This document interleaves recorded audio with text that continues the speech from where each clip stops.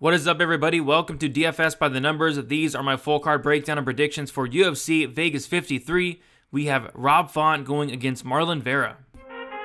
I need all the wins, yeah.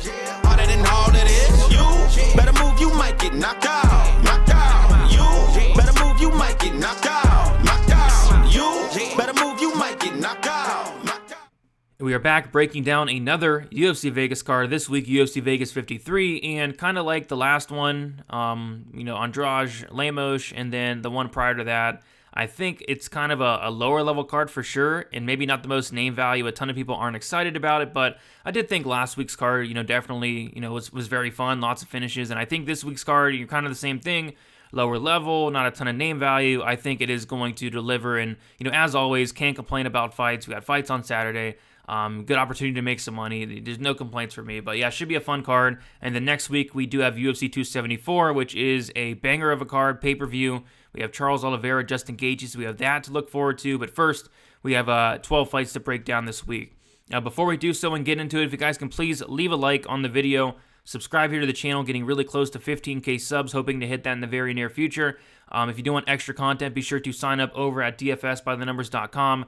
Lots of stuff going on over there. And follow me on Twitter, DFS_numbers, Instagram, DFS by the numbers. Live stream Friday, 7 o'clock p.m. Eastern time to answer any final questions, give my final thoughts. And then Saturday, 1 hour prior to the prelims for Best Bet with me, Uncle Weezy, Narco Cop, and Eric Betts Fights. Make sure you are subscribed so you don't miss out on all of that. But I say we get into it here, and let us start with the very first fight of the night. We have Alexandr Romanov going against Chase Sherman. We have Romanov, who is 31 years old, 6'2", with a 75-inch reach, 15-0, and obviously 5-0 in his last 5 fights. Chase Sherman, 32 years old, 6'4", with a 78-inch reach, 15-9, and 2-3 in his last 5 fights. Let's take a look at these odds. And Romanov opened up minus 2,300. He's currently minus 2,500. Sherman opened up plus 1,100, and he's currently plus 1,200. And I can assure you, you will not see that often, and you will probably not see another favorite this big in the UFC for a while. But it's a big mismatch here, and this was a fight that we were supposed to see last week. And then during the event, Chase Sherman did pull out due to minor health issues, and I have not yet seen what those minor health issues were. But regardless, they did book the fight, and it is going to be opening up the card here this week, which is interesting. But we talked about it last week a lot. There's not much to say here. Chase Sherman, on paper, his takedown defense is good, and I think his takedown defense is good. It's just, if Romanov gets the fight down to the mat, it's going to be over shortly after. We saw what Jake Collier was able to do when a Collier got it down to the mat, was able to finish him very, very easily. If Romanov gets him down, it's going to be over shortly after, whether it's Romanov getting into a dominant position, raining down some ground and pound, getting him out of there with a TKO, or whether it's Romanov, submitting him. I think that's most definitely on the table as well. Regardless, I would be shocked if this left the first round. I think Romanov cruises here. I think one takedown the fight shortly after. I think Chase Sherman showing up to this fight to get that new contract. He got cut from the UFC. He comes back, gets a 4-fight contract. He's going to lose this one. He's going to get 3 more fights. He probably loses the majority of those. Probably gets cut again, but Romanov should style here and get a first-round finish, go 16-0, and take a big step up in competition after he beats Chase Sherman here. But you give me Romanov first-round finish, submission, knockout, whatever Romanov feels like doing. I think he does it on Saturday. All right, next we have Tatsuro Taira making his debut against Carlos Candelario. We have Tatsuro. He is 22 years old, 5'7", 10-0, and obviously 5-0 in his last 5 fights. Carlos Candelario, 30 years old, 5'8", with a 67-inch reach, 8-1, and 4-1 in his last 5 fights. So Carlos Candelario has been on the Contender Series twice. In his first fight against Candido, he did win that fight. It was very close, very competitive. A fight where Candido was able to take down Carlos Candelario 8 times in that fight. Candido, very, very good grappler, and Candido really slowed down in that first round. Candido was able to take down Carlos twice in that fight, or twice in that first round, took him down 3 times in the second round, and then took him down 3 times in the third round, which was, worrisome because, Candido was looking like completely gassed in the first round, but it was actually Candelario who kind of slowed down later in the fight as well, and Candido was still able to take him down as the fight went on, tied or not. And then in his next Contender Series fight against Victor Altamirano, Altamirano was able to take him down 4 times as well. So Candelario, thus far in his 2 Contender Series fights, has only shown a 47% takedown defense, which is not a good look. And, he did lose his Contender Series fight against Altamirano, but, yeah, I thought Candelario got it done. I thought he won the first round. I thought it wasn't debatable. I thought he won the second round. That round was a little bit closer, but I still thought he got it done. And then, obviously, he did lose the third round. Victor Altamirano came on, and Candelario slowed down once again. And, Victor Altamirano did put him on him in the third round. So I scored a 29-28 for Candelario, but 2 of the judges thought otherwise. So, making his debut here against Tatsuro Taira here, and Taira, this guy looks really good. And the thing is, he's so young. He's 22 years old. The striking's nothing to write home about, but what really impressed me was the grappling. This guy is extremely slick on the mat. His wrestling's solid as well. And not only the grappling impressed me, but the cardio as well. So not only can he go out there, he can get guys down. He could have fights where he's grappling for long, extended periods of time, and then on top of that, he can do it for 3 rounds. So I see why they put this matchup together, and I think I see why Taira is a decent-sized favorite, I guess, but it's getting kind of crazy at this point. We see that Taira did open up as a minus 260 favorite. He actually went all the way down to minus 340, and he's now back up to minus 240, which is more reasonable, right? Candelario opened up plus 120, went all the way up to plus 270, 280, and is currently back down to plus 205. So I don't think Taira should be a huge favorite here because, he's a prospect, he's 22 years old, he's not fought the best competition. I believe is going to be his first fight in the United States as well. But, stylistically, when you break down the matchup, yeah, Taira should be able to take him down. Candelario has shown really bad takedown defense. Candelario has shown a really bad gas tank. Candelario has given up his back in multiple fights I've seen. He's given up mount. Taira should come in here, take him down. He has slick grappling. I think he wins this fight, but again, 22 years old for Taira here. So I want to see what happens, but I do like Taira here. I'm going to take him to win by decision. I think he's going to mix in the takedowns. I think he's going to get into some dominant positions, maybe take the back, but win minutes on the mat. But kind of crazy laying minus 300 just about on a prospect this young. And we see it time and time again. These young prospects come in here, they kind of crap the bed. Maybe that happens here, but stylistically, I think the path to victory is there for Taira, and I got to take him, and I'll take him by decision. All right, next we have Gina Mazany going against Shanna Young. Cannot wait for this fight, right? We have Gina Mazany, 33 years old, 5'6" with a 68.5-inch reach, 7-5 and 2-3 in her last 5 fights. Shanna Young, 31 years old, 5'7" with a 65-inch reach, 7-4 and 2-3 in her last 5 fights. How about we take a look at these odds, and we see that Gina Mazany opened up a minus 170 favorite. She went to minus 150, currently back down to minus 174. Shanna Young opened up plus 150, went all the way to plus 130, back to plus 149. So, yeah, kind of surprised Shanna Young is still in the UFC, but if she loses this fight, you got to believe it's going to be her last one. She was on the Contender Series back in 2019 against Sarah Alpar in a fight where Sarah Alpar took her down in the first round, was able to control her, and then Sarah Alpar took her down in the second round, and then took her back and then submitted her with a rear naked choke. Was not a great look, especially considering how Sarah Alpar has looked in the UFC.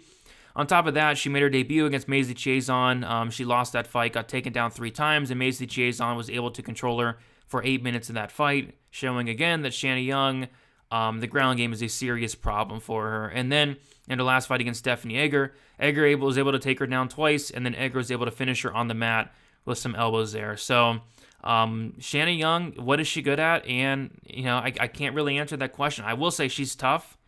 She has solid cardio, but that's really about it. And being tough and having solid cardio, it can get you far, but it's not going to be enough to win some UFC fights here. Gina Mazany, she's going to be at a cardio disadvantage, and the cardio is the one thing I would worry about. She's going to be at a toughness disadvantage. So although, Shanna Young's not great at a lot of things, the things that she is great at, which is her toughness and cardio, It's gonna be better than Mazany's. Mazany, when the tough gets going, like she's been knocked out multiple times. She got knocked out by Macy Chiasson in the first round. She got knocked out by Julia Vila. She got knocked out by Priscilla Cachoeira. When she's not getting her way, she kind of quits. So it's hard to be confident in somebody like that, but just stylistically, Gina Mazany is a very good wrestler, and in a 7-fight sample, 7-fight sample, Gina Mazany is putting up like wild numbers. Like she's averaging 4.7 takedowns per 15 minutes. She has a 58% takedown accuracy. So not only is she going for a lot of takedowns and getting takedowns at a very high clip, she's having success, on the mat. It's just, can she do it for 15 minutes? She was not able to do it for 15 minutes in her fight against Priscilla Cachoeira.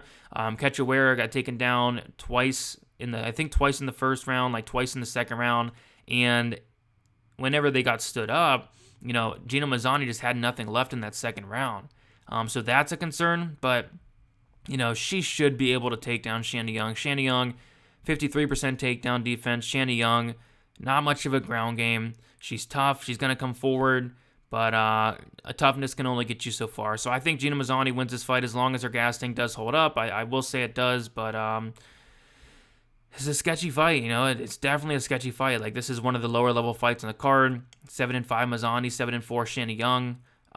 You could argue both aren't really UFC caliber, especially Shanna Young, but I think Gina Mazany just has a legitimate path to victory, and I think she takes her down, and eventually finishes her. I'm going to say like a TKO or submission win. I think that's on the table for Gina Mazany here. I just don't think Shanna Young has much to offer on her back there. So give me Gina Mazany to win. Give me Gina Mazany to win by, I'll say a finish in the first or second round there. All right, Mike Breeden going against Natan Levy. We have Natan Levy, who is 30 years old, 5'9", with a 72-inch reach, 6-1 and 4-1 in his last 5 fights. Mike Breeden, 33 years old, 5'10", 70-inch reach, 10-4 and 3-2 in his last 5 fights. Let's take a look at the odds. Levy opened up minus 240, currently minus 188. Breeden opened up plus 205, currently plus 163. Levy, this guy really impressed me on the Contender Series. It went out there against a very good grappler in Shaheen Santana, who really wanted to take down Levy, and it was actually Levy that was able to take down Santana in that first, second round, and third round, I believe. And, Levy was able to have success on the mat. Levy is a very good grappler, very slick off his back as well. I really like what I see in terms of the grappling of Levy. And on top of that, the wrestling's good as well with Levy. Levy was able to take down Rafa Garcia 3 times in his last fight, but it was also Garcia that was able to take him down 7 times in his last fight. Garcia was able to control him a decent amount of times. Levy did okay in terms of getting up, but Garcia was still able to win that fight. But I like Levy. I mean, he's well-rounded everywhere. He's a solid striker. He has some power. Has not knocked anybody out yet, but I've seen him land some big shots. He landed I think it was a big knee against Santana. And on top of that, if he does not like how it's going on the feet, you can just take it down to the mat because his wrestling's really good. He's shown good top control, and he's showed good grappling in general, finishing half his wins by submission. So, I like Levy quite a bit. Going against Mike Breeden, who did get brought in on short notice against Alexandr Hernandez. He did lose that fight in the very first round in about 1 minute and 20 seconds. And, Hernandez does have power. It was kind of a bad matchup to take on short notice there. And, prior to that, he did have a Contender Series loss against Anthony Romero.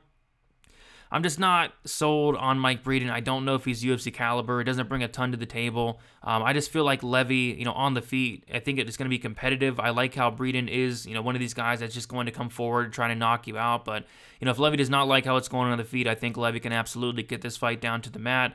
And if Levy gets the fight down to the mat, I do expect him to have quite a bit of success. And that's kind of how I see it going. On the feet, should be somewhat competitive, but, Levy working in the takedowns. I like Levy's wrestling. I like Levy's top control. I like Levy's cardio even.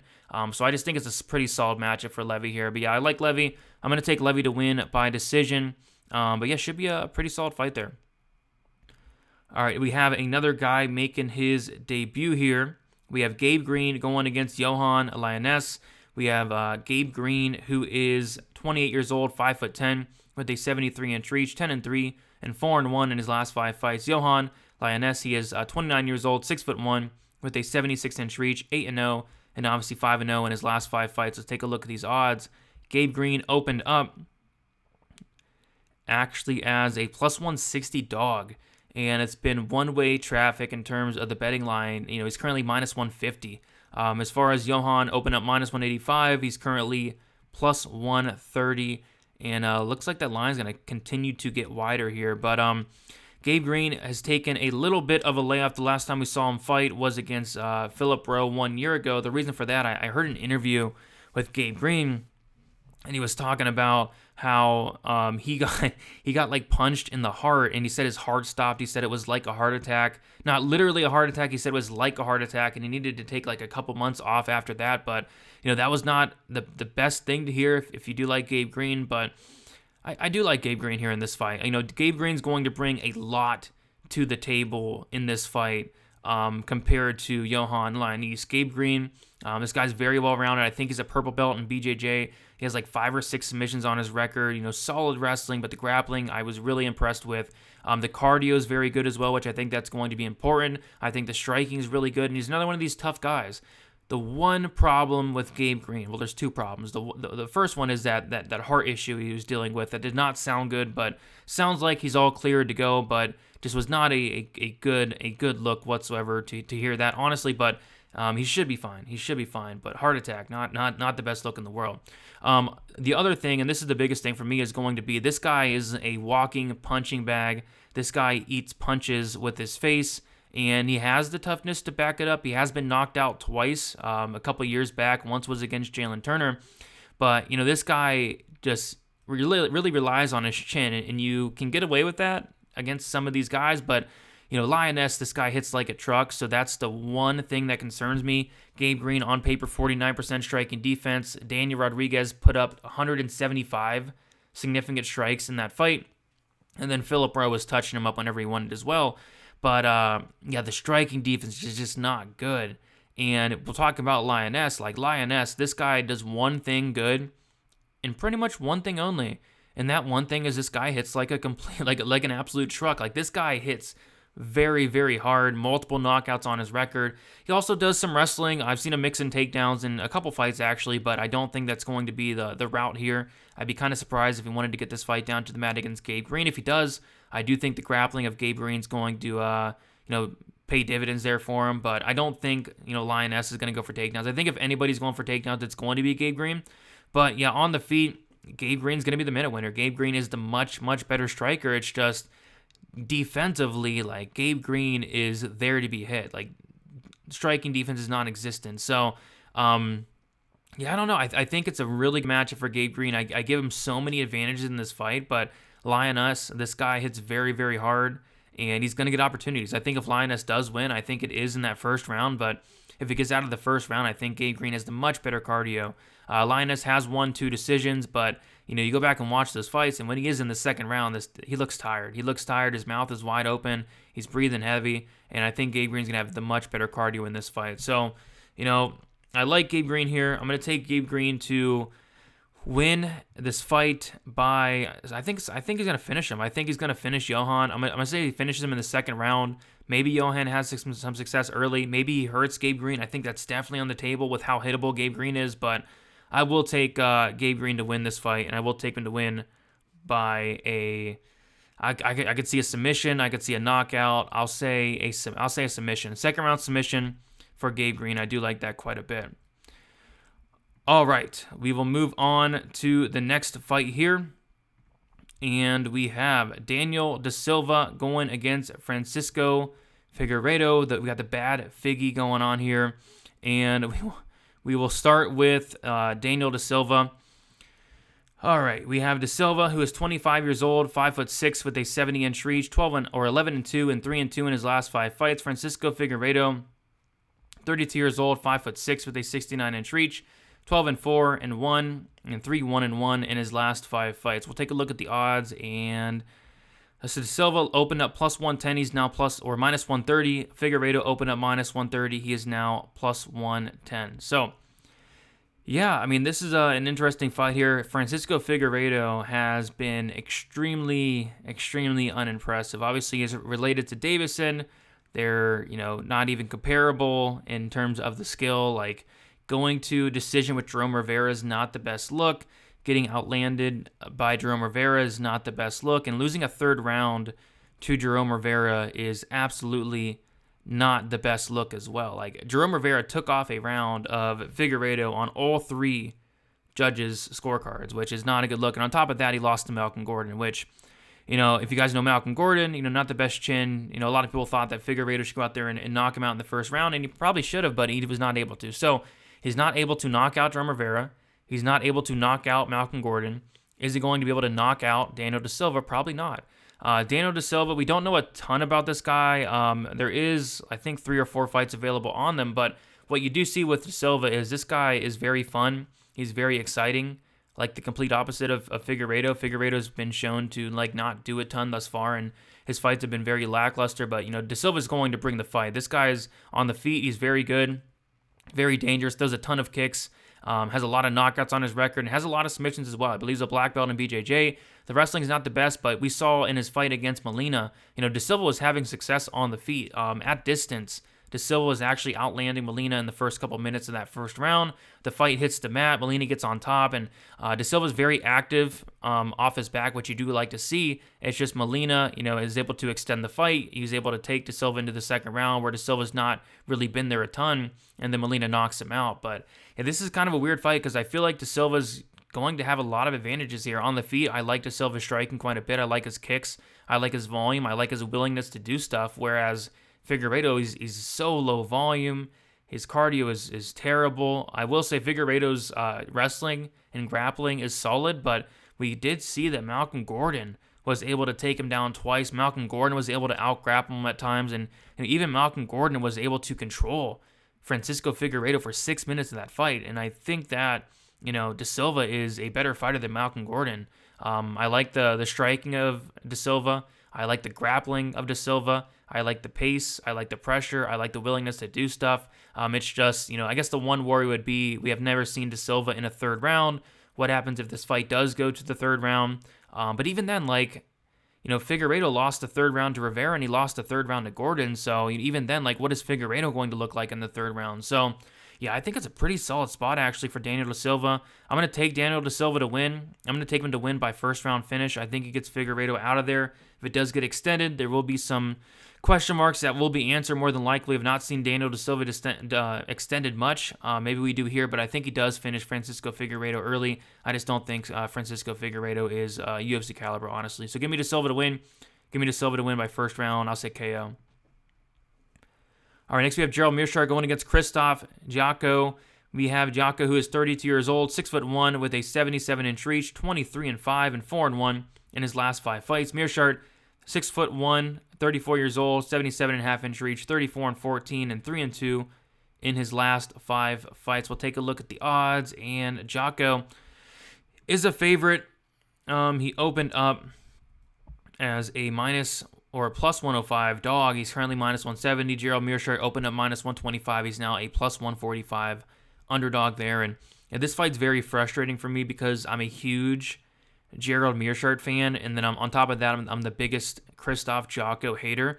And the reason I'm a Jotko hater is, I don't know, the guy he's kind of boring to me. I mean, he's good. He's very good. He has 23 wins, only 5 losses. He does everything right. This guy's fight IQ is top notch. It's just, he goes to decision a lot. A lot of his fights are very close. A lot of his fights are very lackluster, and it's the complete opposite with Meerschaert. You're never going to see a boring Gerald Meerschaert fight, whereas with Jotko, I can't recall a fun Jotko fight. So is this one going to be exciting? I don't know. Is it going to be boring? I don't know. It could be either, really. But it's a tough fight to pick because Jotko, on paper, has phenomenal takedown defense. We saw him stuff the majority of Misha Serkinov's takedowns last fight. When Serkinov did take him down, he got right back up. So Jotko's takedown defense is elite. Absolutely elite. So I do think he's going to be able to keep this on the feet. I think he will be able to stuff the takedowns. And then on the feet, you got to believe that Jotko is going to be the better striker. Meerschaert, probably the more dangerous striker. Jotko doesn't really offer much threat in terms of the striking. So maybe Meerschaert can hurt Jotko. Jotko has been hurt before. But I don't know. I see why Jotko's a favorite, but I guess I'm going to pick Jotko. I mean, like I said, I'm the biggest Jotko hater out there, but this just seems like on paper, like a winnable matchup. He's going to stuff the takedowns. He's going to keep it on the feet. He's going to make this boring. He's going to outpoint Meerschaert, and he probably cruises to a decision. If Meerschaert wins this fight, he needs to get it down to the mat, and how's he going to do that? Is he going to take down Jotko? I don't think so. Is he going to pull guard? Potentially. Is Jotko going to follow him down there? I don't think so. Jotko has very good fight IQ, so I got to go with Jotko, as much as it pains me to win a boring decision. But if Meerschaert wins this fight, it probably means he hurts Jotko on the feet, club and sub. I think that's on the table. But Jotko probably wins this one, and probably wins this one by decision, competitive decision. I don't think Jotko's going to run away with this one. Meerschaert has improved his striking. And he's dangerous. We saw it against Muradov, but I think Jotko takes this one, takes it by decision there. Darren Elkins going against Tristan Connelly. Elkins, 37 years old, 5'10" with a 71-inch reach, 26-10 and 2-3 in his last 5 fights. Tristan Connelly, 36 years old, 5'10" with a 68-inch reach, 14-7 and 3-2 in his last 5 fights. So we'll take a look at the odds, and Darren Elkins opened up minus 150, is now minus 162. Connelly opened up plus 130. He is now plus 142. So this is a fight I want nothing to do with, honestly. Like, it's a mess. You have Darren Elkins, who is now 37 years old. He's turning 38 next month as a featherweight. It's not good. On top of that, this guy has taken, an insane amount of damage, and you could definitely see it in his fights. So that's not good. On top of that, you have Connelly, who this guy is not, young by any means. This guy's 36 years old. And I don't know. I have not been impressed with Connelly. There's only 3 fights available out there of Connelly, so you really don't know a ton about him. He is a black belt in BJJ. He did make his debut against Michel Pereira at 170. This fight's at 145. And then he beat Michel Pereira, so maybe people are picking him for that reason. But Michel Pereira did get very, very gassed, I think, before the fight even started. That was the fight where we went out there with that 5-minute dance routine and just gassed out, and Connelly was able to take advantage. But I don't know, his next fight against Pat Sabatini, he gets out wrestled for 3 rounds, 2 rounds, and then Sabatini kind of takes out that third. I don't know. This is a mess here. Darren Elkins, although it seems like when he's taken that step up as of late, he's losing that fight, but he's still able to go out there and beat Derek Minner. He's still able to go out there and beat Eduardo Garagori, and I kind of think Tristan Connelly falls into that category there. I'm not high on Connelly. This guy's 36 years old. Again, not a lot of footage out there on him, but does not seem to have the best striking. The grappling seems to be okay. The wrestling seems to be okay. But Darren Elkins has fought the much better competition. It's not even close. Darren Elkins will go for takedowns. He is a good wrestler, but the damage. The damage has taken a toll. Yeah, this is a mess of a fight. Really, could probably go either way. Like, is Elkins done? Does he have a couple more in him? Because I think he is getting, towards the end of the road. Well, towards the end of the road. And again, Connelly's not much younger in his own right. I'm going to take Darren Elkins to win. I think he's going to mix in takedowns. Use some grappling here. On the feet, I really don't know. Elkins very, very hittable, but from the limited footage I've seen of Connelly, it does not really show a ton of great striking. So give me Elkins to mix in the takedowns. But this is a mess of a fight. But with that said, I think it should be fun because this is a Darren Elkins fight, and Darren Elkins fights are always fun. So give me Elkins to win. Elkins to win by decision. All right, next we have Jared Gordon going against Grant Dawson. We have Dawson, 28 years old, 5'10", with a 72-inch reach, 17-1 and 4-0-1 in his last 5 fights. Jared Gordon, he is 33 years old, 5'9", with a 68-inch reach, 18-4 and 4-1 in his last 5 fights. We'll take a look at the odds. Grant Dawson is a favorite, and he opened up as a minus 180 favorite. He's currently minus 160. Jared Gordon opened up plus 155, and he is currently plus 140. So Grant Dawson, 17 wins, only 1 loss. The loss did come a couple years back by knockout, and then he had that draw against Rick Glenn in his last fight as well. And in that Rick Glenn fight, Dawson looked really, really good early on. He looked really good in the first round, really good in the second round, and then the third round came along, and he just kind of fell off a cliff.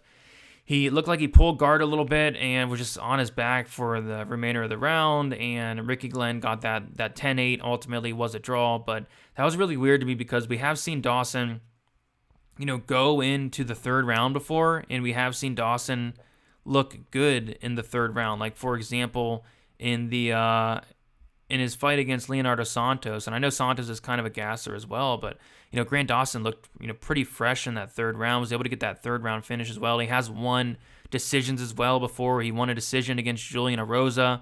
So he's been to decision as well. He won a decision against Natan Armani, and it's just not like that to see Dawson that gassed out. Like, it was bad in that third round. So maybe it was a one-off, but Dawson has moved camps. He moved from Glory MMA and Fitness to American Top Team. Maybe that's going to help. And heard an interview with Dawson. He said that he wants to kind of prove to people that that third round was a kind of anomaly there, and I think it might have been because we have not seen Dawson ever gas out that bad. But I'm hoping he patched that hole up in his game. If he does, this is a really winnable fight for him against Jared Gordon.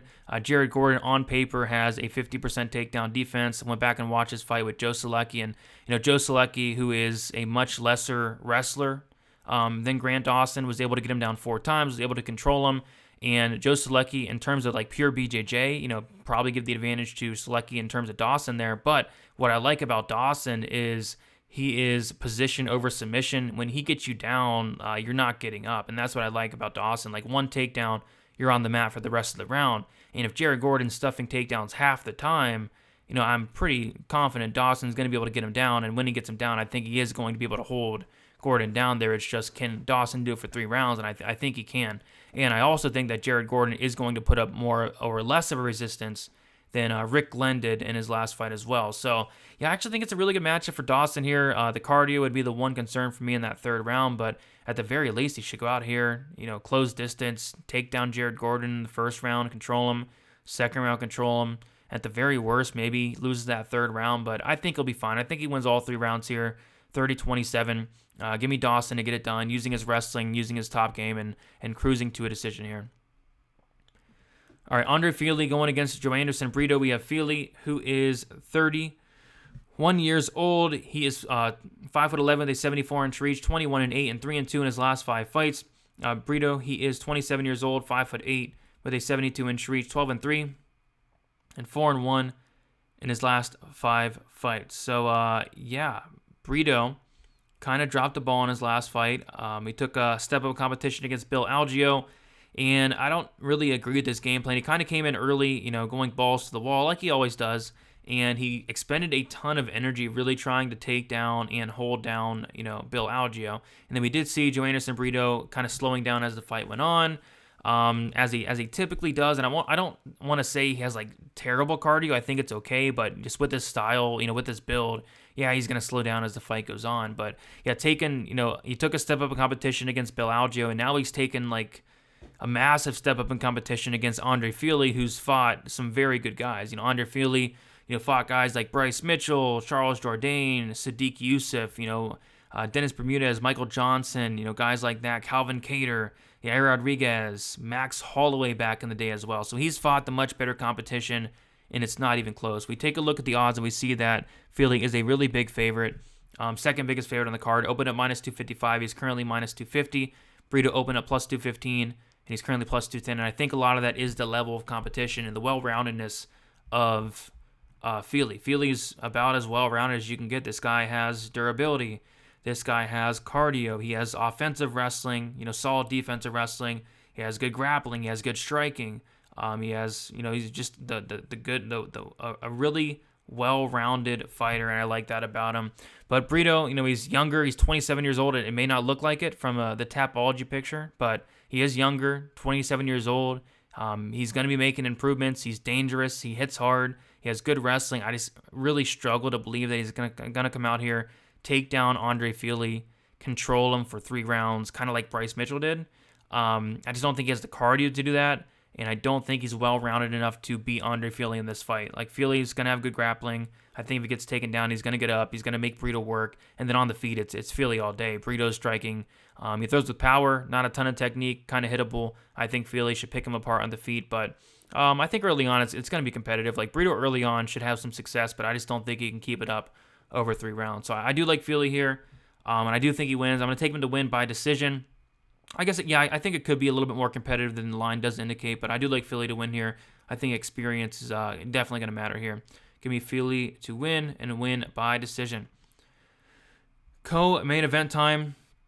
We have a Jake Collier going against Arndrei Arlovski. We'll start with Arlovski here. He's 43 years old, 6'3", with a 77-inch reach, 33-20, and 4-1 his last 5 fights. Jake Collier, 33 years old, 6'3", with a 78.5-inch reach, 13-6, and 3-2 in his last 5 fights. And this fight is a mess, guys. This fight is an absolute mess. I'm shocked to see the line here. Minus 190 opener for Arlovski. He's now minus 143. Jake Collier is plus 165. He's currently plus 123. Like, I feel like nobody should be favored in this fight. This fight is going to be about as close as you can get. It's going to go to decision. It's going to be a split decision. Really flip a coin. So to see Arlovski be a little bit of a favorite makes no sense to me. You're going to have, both guys are going to have advantages here, right? You're going to have Jake Collier, who's going to be 10 years younger. That is significant. Jake Collier, on top of that, this guy is going to be throwing a ton more volume. We take a look at Collier's fight against Carlos Felipe. In a fight he lost, but he landed 130 significant strikes in that fight. And then against Jean Vellante, he landed 123. So he is throwing an insane amount of volume. Arndrei Arlovski in his entire career, we know how long he's fought. He's fought a million times. He has only landed 100 strikes twice. And, Jake Collier's done it at heavyweight in a sample of 4 heavyweight fights. So Collier is going to most definitely have the volume advantage. It's just, Arlovski's going to be the one hitting harder, or at least it's going to look like he's hitting harder. I don't think either guy really hits hard in terms of heavyweight standards, but it's going to look to the judges like he is hitting harder. Like, for example, we saw Tanner Boser go out there and outland him in every single round cleanly. They still scored the round for Arlovski, even in a round where he landed 10 strikes, because it looks like he's landing harder. So Arlovski's going to be landing the harder strikes, and on top of that, Arlovski's going to have the better cardio, I guess. Both guys' cardio I don't think is the best, but at least with Arlovski, he's not going to be looking up at the clock like Jake Collier, and that's kind of what, that's kind of what scared me away from betting this fight, and nobody really should be betting this fight, but, Jake Collier just gets so tired. He has about a 7.5 minutes of gas, if that, and once he does slow down, he looks very tired. It's just a bad look to the judges. He's looking up at the clock in the second round and the third round. I will say he's still throwing volume, but it's just a bad look, and that's ultimately why he lost that Carlos Felipe fight. Carlos Felipe looked like the fresher fighter. Jake Collier looked tired. This is a mess. It's going to go to decision. It's going to be a split. Jake Collier is going to literally outland him in every single round in terms of the volume. I really do think that, but it would not shock me if they gave it to Arlovski just because Collier gassed out after 5 minutes. It's a mess of a fight. Give me Jake Collier to win. I think he will win the fight, but who knows what the judges are going to think, and it's going to be sloppy. So Collier for the win. Nobody should be confident in this fight. I don't care what anybody says. I'll take Collier to win a split decision that can go either way there. All right, main event. We have Rob Font going against Marlon Vera. This fight's going to be awesome. Big fan of both guys, really. We have Rob Font, who, by the way, guys, I'm going to be doing a main event deep dive with Uncle Weezy on the MMA Engine YouTube channel. Make sure you guys check out that. But by the way, and then we'll go over the betting for it and all that good stuff. So we have Rob Font, 34 years old, 5'8" with a 71.5-inch reach, 19-5 and 4-1 his last 5 fights. Marlon Vera, 29 years old, 5'8" with a 70.5-inch reach, 20-7 and 1, and 3-2 in his last 5 fights. So this fight really excites me and in a lot of ways. But the reason why is because Marlon Vera is going to get a 5-round fight. His first 5-round fight is going to be his 29th fight, and the reason that excites me is because Marlon Vera in round 1, he typically loses. Marlon Vera in round 2, that's when he starts to wake up a little bit, and then Marlon Vera in round 3 is a complete savage monster animal. This guy in round 3 is no joke, and then we're giving him 2 extra rounds. Like, what is Marlon Vera going to look like in round 4? What is it going to look like in round 5? And that's what I'm very excited to see. Like, this guy just turns it on and keeps turning it on as the fight goes on, and he gets an extra 2 rounds. So I love that. We take a look at the odds here. Rob Font opened up minus 175. He's currently minus 127. Marlon Vera opened up plus 150. He's currently plus 107. I get why Font's the favorite here. Font has been 5 rounds before, and he has looked good doing it outside the auto fight. He looked good against Garbrandt going 5 rounds. Cardio held up. Volume held up. Rob Font's probably going to be the minute winner here. In terms of the striking advantage, you got to give it to Rob Font. This guy's hands are very, very fast, very good, and he throws a ton of volume. But in terms of the power, the power is going to go to Marlon Vera. And it's one of those things where Rob Font is going to dish out a lot of volume, but the bigger moments are going to be coming from Marlon Vera. Like in his last fight, Rob Font outlands Jose Aldo 149 to 86. 149-86. He gets 50-45 by Jose Aldo on 2 of the 3 judges' scorecards. And the reason being is because Jose is landing the bigger shots. He's having the bigger moments. He's knocking down Rob Font. He's getting him down to the mat. So although Rob Font is landing that volume, it doesn't mean a ton because Jose Aldo was landing those bigger shots, having those bigger moments. And I kind of see the same thing here. I think Rob Font's going to be able to hit Marlon Vera, hit him quite a bit. Marlon Vera does not have the best striking defense. He relies on his chin, and he can do that. This guy has a great chin. But it's going to be Marlon Vera that's landing the big shots, landing the elbows. If it gets down to the mat in any type of way, Marlon Vera is going to have the advantage. Rob Font does have like a 55% takedown defense, so I think Vera can mix in some takedowns here. But yeah, as the fight goes on, Rob Font's going to win the first round. We know that. But as the fight goes on, Vera's going to start growing into the fight. It's going to become a war, and in a war, I definitely do like Marlon Vera here. I think he's going to have opportunities here. But yeah, I like the cardio of Vera. I like how dangerous Vera is. I like that he's going to get 2 extra rounds. I like the ground game. I think he will get some takedowns here. I think he can take down Rob Font. I think he can get hurt Rob Font. And I like Vera here. I really do like Vera as a dog. Again, I get why Font is a favorite. He should be the minute winner here, but I think Vera is going to have a good opportunity to hurt Rob Font across 5 rounds and finish him at some point. So I'm going to take Marlon Vera to win. I'm going to take him to win by a submission late in the fight, maybe a club and sub. Maybe he gets the fight down to the mat, but I'm going to say he kind of just hurts Font throughout the fight and eventually gets him out of there. I think it's all going to add up, the damage, and you do not want to go to war with Marlon Vera, and I think this will be a war. I do like Vera to get it done. I'm going to take him to win by a late finish in the fight. So that is it. 12 fights. I really struggle with some of those breakdowns. Like that's some of these fights are just low level, but it's going to be fun. It's going to be very, very fun. Cannot wait for it. The main event's good.